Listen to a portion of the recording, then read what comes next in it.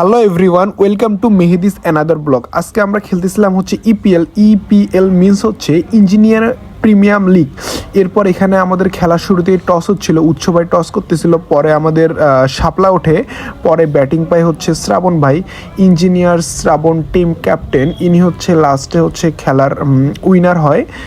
ওই জন্য আমাদের এখানে টস হচ্ছিল, টসের পরে হচ্ছে ব্যাট করতে নামে আমাদের হচ্ছে নাইম ভাই, ফার্স্টেই হচ্ছে টস বল ছিল, এরপর নাইম ভাই সোজা একটা 4 মেরে দেয়।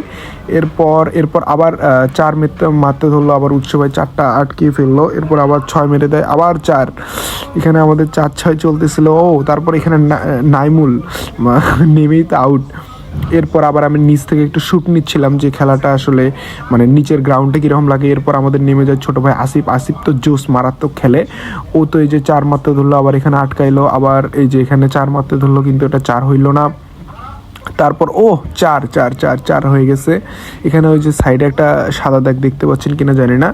এরপর আসিফ আউট হয়ে যায়। এরপর নামে আমাদের উৎস ভাই ফার্স্টে একটা ট্রায়াল বল খেলে, এরপর আবার তো মানে ও মেরে মানে একদম বাউন্ডারির বাইরে চলে গেছিলো উৎস ভাইয়ের বল।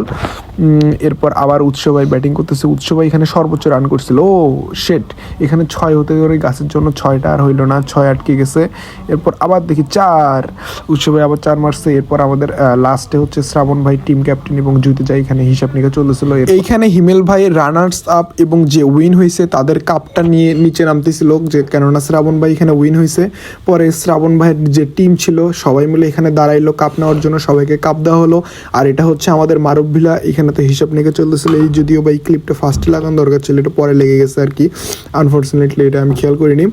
তারপর এখানে হচ্ছে যে হচ্ছে মানে রানার্স আপ হয়েছে, মানে যে বেশি রান করছে ওর জন্য গিফট দিল। এরপর সবাই এক এক করে ফটো তুলতেছিল, সবাইকে দেওয়া হচ্ছিল, প্লাস ট্রফি নিয়ে সবাই পিক উঠালো। এরপর আমাদের বড় ভাই যিনি ছিল উনি আমাদের সবাইকে ট্রফি দিল। সবাই ভালো থাকবেন, আল্লাহ হাফেজ।